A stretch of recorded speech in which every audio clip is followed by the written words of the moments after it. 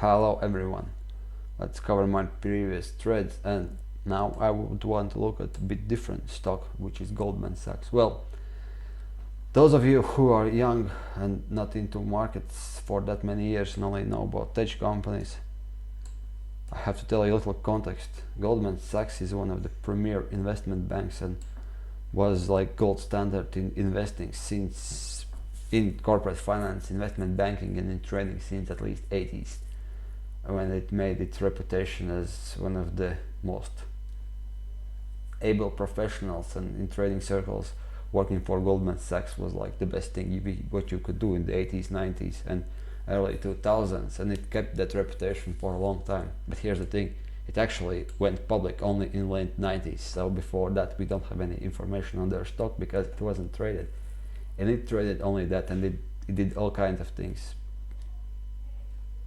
financed money for companies, made investment management and proprietary trading, so there are quite a lot of business models here, and it did well in the years when prop trading was at its heydays, and it made huge killing on real estate boom in the early 2000s. As you can see, it made its stock from $80 to 240, so triple increase, which is spectacular, and its returns on capital at that years were simply astonishing.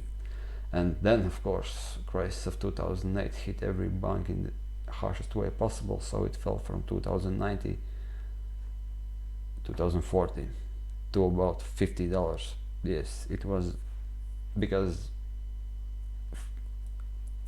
future financial sector was at risk here, but Goldman in this situation was the leader, because as opposed to something like Bear Stearns or Lehman Brothers, it made its tactics at that time questionable yet effective, whether it was corporate lobbying, whether it was its use of its balance sheet, how they play out those dirty derivatives which they had in their assets.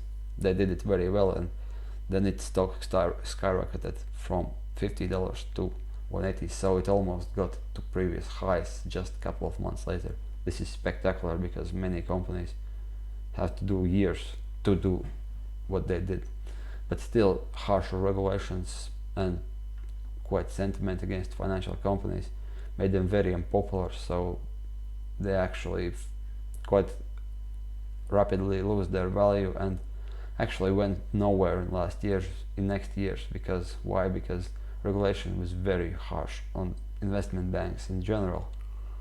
There is law which is called Dodd-Frank Act, which extremely tightly regulated what they can and cannot do, and somehow it affected it into prices. So actually from 2009 to 2000, yes, almost 20, it went in the range markets. So what they did in late 2009 was only slightly outperformed in 2015, and then in 2017 it had 8 years to make new highs here, but they didn't do much of that much greater either, because if general markets rallied in these years, it were very strong, then Goldman was exception, because just before COVID it was high in every market, whether it's finance, whether it's technology or whatever. And yes, it only fell slightly because their business wasn't that influenced by COVID, and then they made it back spectacular. Actually, I have to see fundamentals of why it did it so strongly in these years. Maybe they somehow, no, this is 2021, so it did strongly with the general market, but there wasn't that many angles for it as opposing to something like VC funds for tech companies.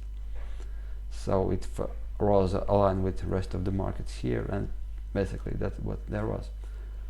And judging by its historical performance, I wouldn't necessarily say this is good investment, because it certainly isn't, due to the fact that finance was not that popular in these years. But let's see how it looked as a trading means.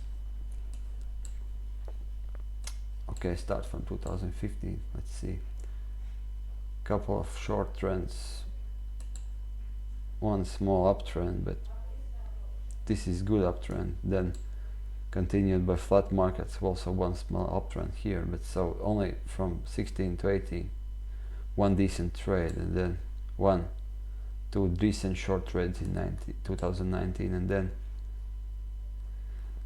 also in 2019 was nothing more spectacular, with one small uptrend in late 19, early 2020, then followed by COVID short trends, which was acceptable, and then only in late 2020 it made landslide trade to early 21, and then in early 22 aligned with rest of the markets it shorted. So this is not that great stock for trading. It is great company, it's influential company with great history, yes, but means of trading you will be far better off by trading S&P 500 index.